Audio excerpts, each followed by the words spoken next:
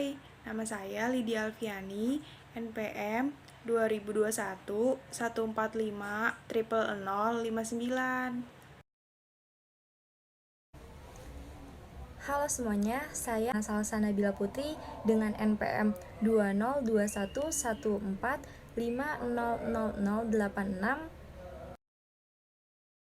Kenalkan, nama saya Angelina MS Kasyara, NPM 2021 150 1311. Pertama-tama saya akan membahas mengenai metode ilmiah. Apa sih metode ilmiah itu? Metode ilmiah adalah suatu proses keilmuan untuk mendapatkan pengetahuan secara sistematis melalui bukti fisik atau suatu prosedur tata cara sistematis yang digunakan para ilmuwan untuk memecahkan masalah-masalah yang dihadapi. Jadi singkatnya, metode ilmiah adalah pendekatan atau cara yang dipakai dalam penelitian suatu ilmu. Selanjutnya ada metode ilmiah didasarkan pada ciri-ciri keilmuan, yaitu yang pertama ada rasional. Apa sih rasional itu? Jadi rasional adalah suatu pola pikir di mana seseorang cenderung bersikap dan bertindak berdasarkan logika dan nalar manusia. Ada lagi, rasional adalah sebuah pandangan yang berpegangan bahwa akal merupakan sumber bagi pengetahuan dan pembenaran. Yang kedua ada empiris. Empiris adalah suatu sumber pengetahuan yang diperoleh dari observasi atau percobaan. Bukti empiris adalah informasi yang membenarkan suatu kepercayaan dalam kebenaran atau kebohongan suatu klaim empiris.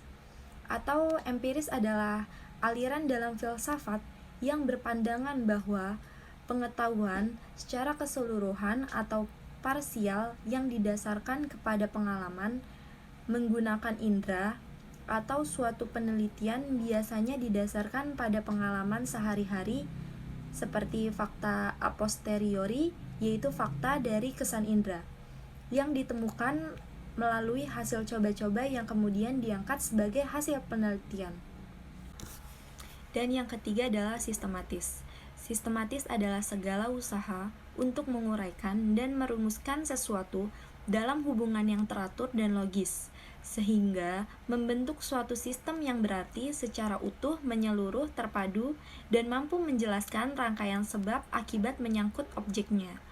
Berarti, suatu penelitian harus disusun dan dilaksanakan secara berurutan, sesuai pola dan kaidah yang benar, dari yang mudah dan sederhana sampai yang kompleks.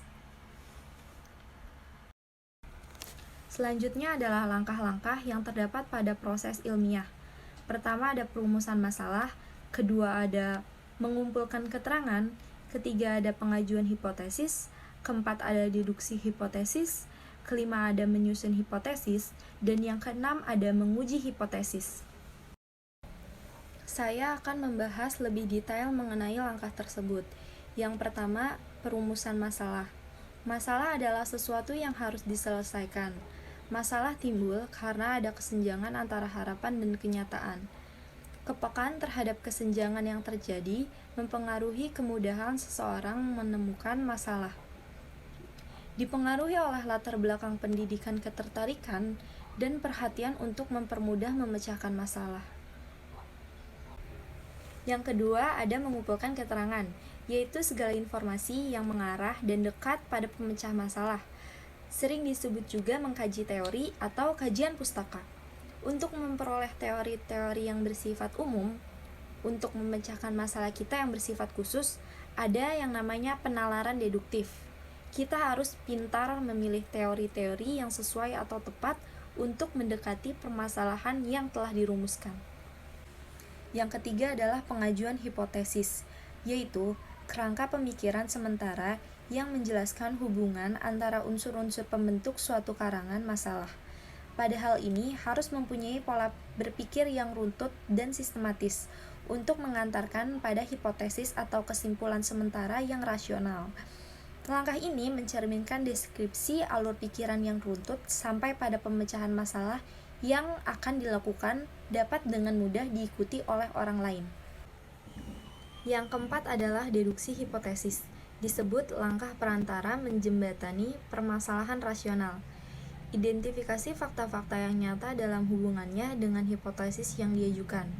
Hipotesis yang dirumuskan berdasarkan teori ilmiah yang sudah ada, biasanya pada penelitian kuantitatif. Yang kelima ada menyusun hipotesis. Merupakan jawaban sementara yang disusun berdasarkan data atau keterangan yang diperoleh selama observasi atau telaah pustaka. Langkah yang terakhir adalah menguji hipotesis dengan melakukan percobaan atau penelitian, mengumpulkan fakta-fakta yang relevan dengan deduksi hipotesis. Jika fakta tersebut sesuai dengan hipotesis, maka hipotesis yang diajukan adalah benar atau diterima karena didukung oleh fakta yang ada. Sebaliknya, dari jika tidak sesuai dengan hipotesis, maka hipotesis akan ditolak. Keterbatasan dan keunggulan metode ilmiah. Yang akan saya bahas terlebih dahulu adalah keterbatasan dari metode ilmiah. 1. Terlalu bergantung pada objek yang ada. 2. Kurang valid karena tidak semua hasil dari metode atau penelitian di suatu daerah akan bisa diterapkan untuk daerah lain. Yang ketiga, membutuhkan waktu yang lama karena penelitian dilakukan secara berulang. Yang keempat, membutuhkan biaya yang sangat mahal. Adapun keterbatasan lainnya adalah dengan metode ilmiah dapat dihasilkan ilmu atau pengetahuan yang ilmiah. Dalam pengujian hipotesis diperlukan data. Data ini berasal dari pengamatan yang dilakukan oleh panca indera. Kita mengetahui bahwa panca indera mempunyai keterbatasan untuk menangkap sesuatu fakta. Dengan demikian, maka data yang terkumpul juga tidak sesuai dengan yang sebenarnya. Kesimpulan yang diambil berdasarkan data tidak benar tentu saja juga tidak akan benar. Jadi, peluang terjadinya kekeliruan suatu kesimpulan yang diambil berdasarkan metode ilmiah tetap ada.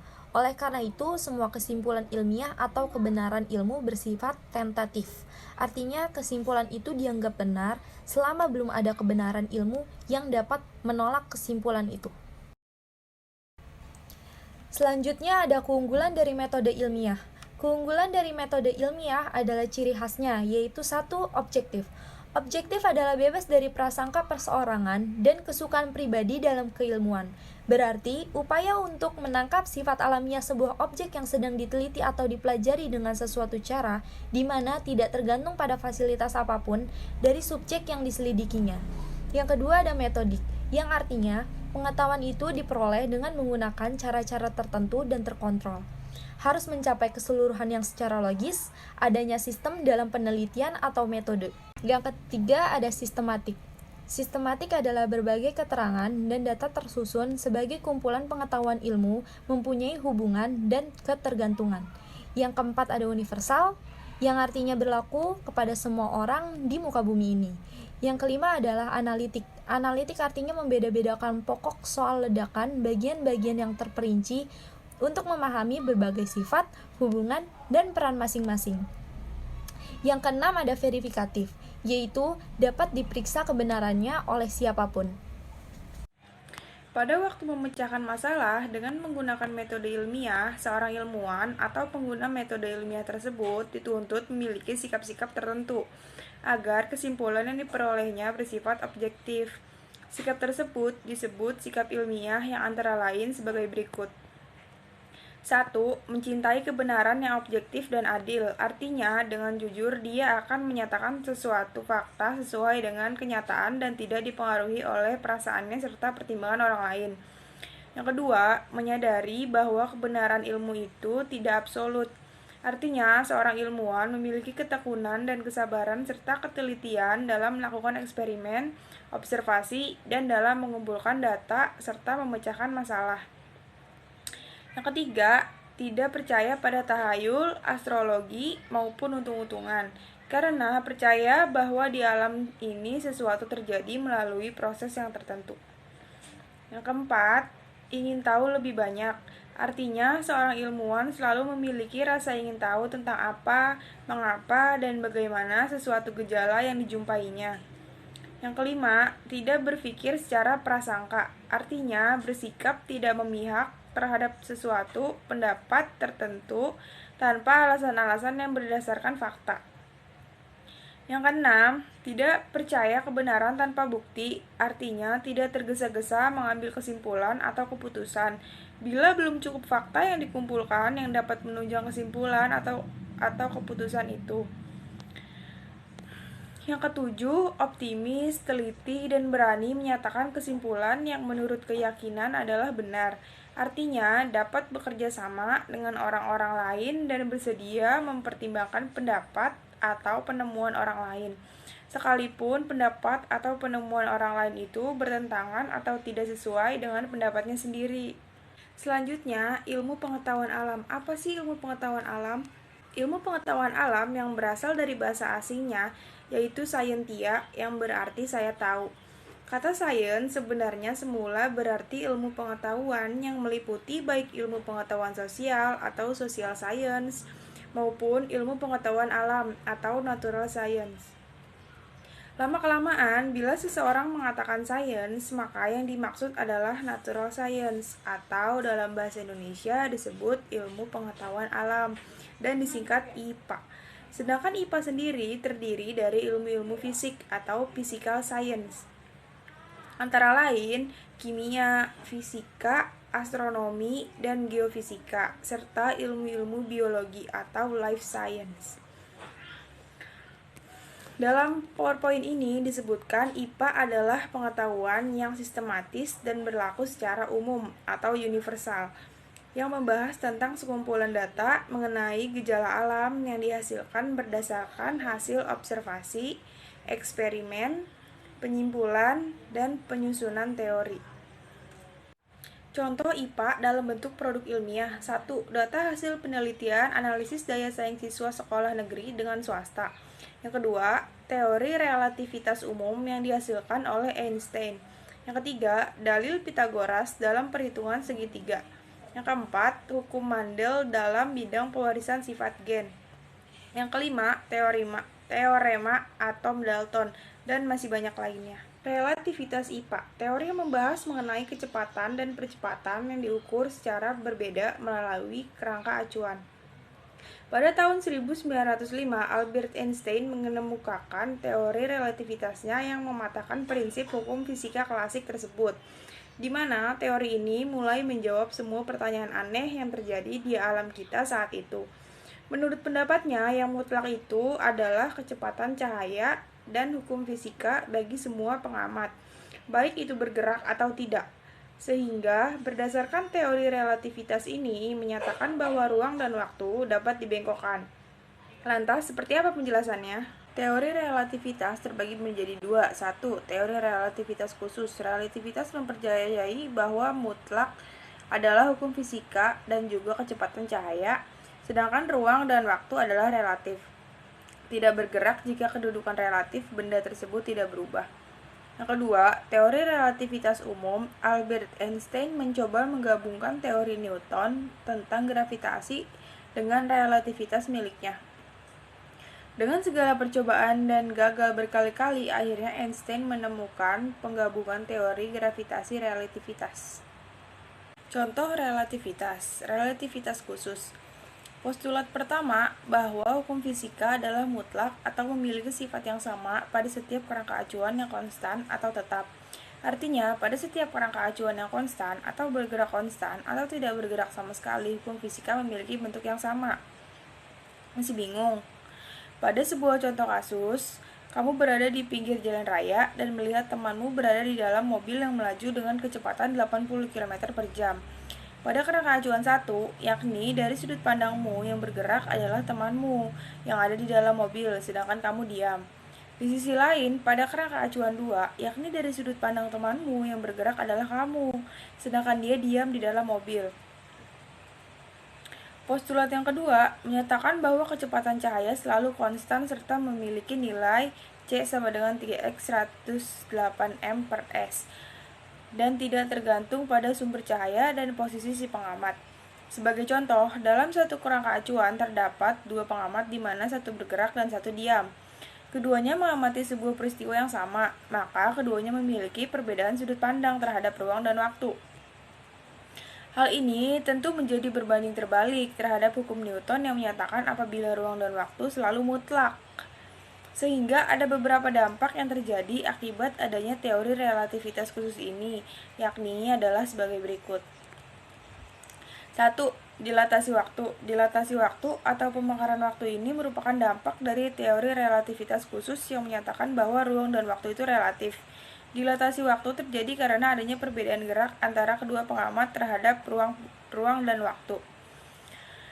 Yang kedua, ada kontraksi panjang. Kontraksi panjang ini menjelaskan bahwa adanya kemungkinan pemendekan jarak dari dua titik yang diukur terhadap dua pengamat yang bergerak secara relatif. Yang ketiga, masa relativistik. Menurut teori relativistik khusus menjelaskan bahwa massa benda yang tengah bergerak cenderung lebih besar daripada massa benda yang tidak bergerak. Nah, yang keempat, ada momentum relativistik. Jika pada masa relativistik menjelaskan kemungkinan massa yang lebih berat. Pada momentum relativistik ini menerangkan bahwa ketika benda memiliki berat massa, maka sebuah kecepatan memiliki momentumnya. Sehingga dalam konteks teori relativitas khusus juga memiliki kemungkinan yang merubah momentum tersebut. Nah, yang terakhir ada energi relativistik. Energi relativistik merupakan perkalian massa dan juga kuadrat kecepatan mutlak.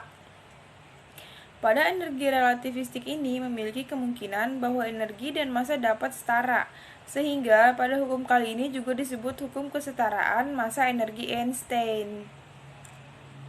Yang kedua ada teori relativitas umum. Einstein menjelaskan bahwa gravitasi muncul sebagai bagian dari ruang dan waktu. Gravitasi tidak ada begitu saja, melainkan merupakan hasil dari lingkungan ruang dan waktu yang disebabkan adanya sebuah besaran massa. Sehingga massa ini membuat ruang dan waktu menjadi melengkung. Begitu juga dengan benda-benda di sekitar lengkungan yang tertarik mendekati sumber lengkungan. Sebagai contoh, jika kamu meletakkan sebuah serbet atau selembar kain di lantai, kemudian taruhlah bola basket tepat di tengah kain tersebut, maka yang terjadi adalah kain tersebut akan membentuk lengkungan yang disebabkan oleh bola. Sehingga apabila kamu meletakkan benda kecil lainnya di sekitar bola basket, akan otomatis tertarik ke arah lengkungan. Inilah yang dinamakan gravitasi menurut teori relativitas umum Einstein.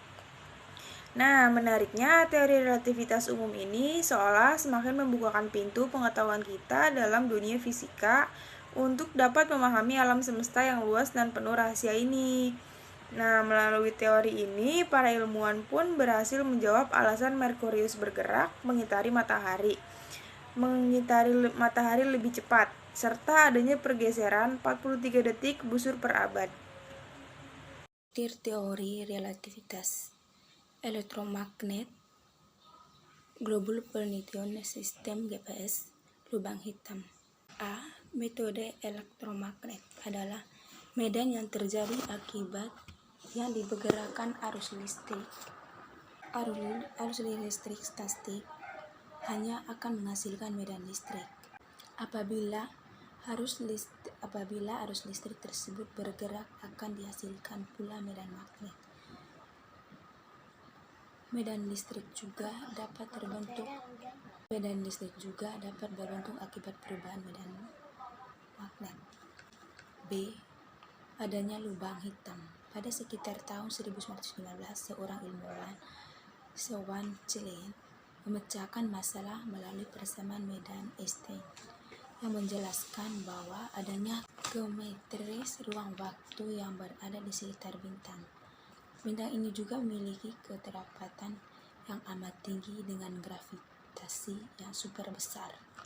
Kuatnya gravitasi ini, bintang tersebut dapat melengkungkan ruang waktu hingga membuat semua bentuk dan cahaya tidak dapat keluar dari sana.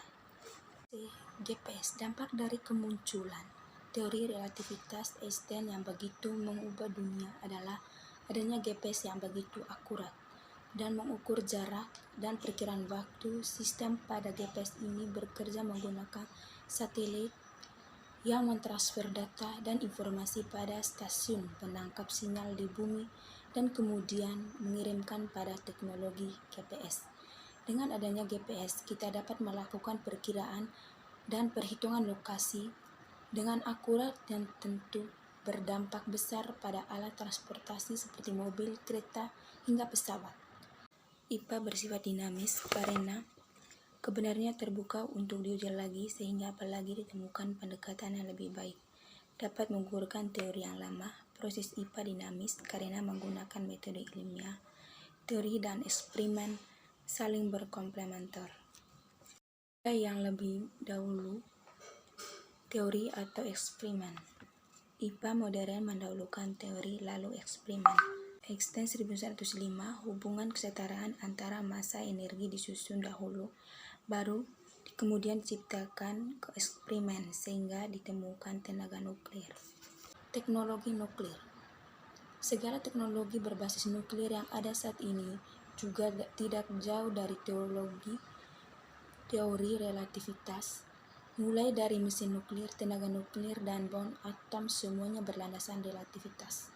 Reaksi nuklir terjadi dari adanya perpecahan ini atom secara berantai yang menambahkan neutron berkali-kali. Reaksi ini juga dirumuskan oleh Einstein dengan E sama dengan E mc2. Terima kasih.